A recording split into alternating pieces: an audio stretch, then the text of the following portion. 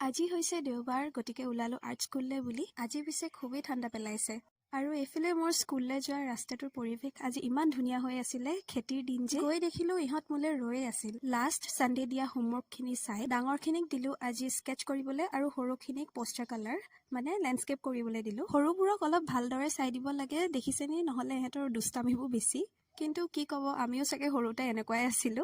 যি কি নহওক, এনেকৈ এহেঁতৰ লগত থাকি ভাল লাগে। এয়া বিতুপন, ডিপ্ল'মা 3rd ইয়াৰ ষ্টুডেণ্ট। আজি ইয়াক কেনভাছ এখন কৰাবলৈ শিকাই আছিলো। আৰু এইফালে আমাৰ ক্লাছৰ চবতছে সৰু ছোৱালীজনী শ্ৰুতি। আজি তাই ছানফ্লাৱাৰ আঁকিব পাই খুব ফূৰ্তি পাইছে। আজি পিছে ইহঁতৰ এছাইনমেণ্টটো ছাবমিট দিলো, যিহেতু ফাইনেলছ আহি আছে। আৰু এনেকৈ ভালদৰে আঁকিবলৈ যত্ন কৰিলে মনটো ভাল লাগে। সৰুখিনিও পিছে খুব ধুনীয়াকৈ লেণ্ডস্কেপ কৰিলে দেই। ইহঁতক বৰ্তমান পোষ্টাৰ কালাৰত বেছি গুৰুত্ব দিয়া হয়। শেষৰ ফালে কেনভাছ এখনত কেনেকৈ ভাৰ্নিছ মাৰিব লাগে তাকে শিকালো, যিটো নেকি as an protective coat use কৰা হয়। শেষৰলৈকে ভিডিঅ'টো চোৱাৰ বাবে থেংক ইউ। আজিলৈ বাই।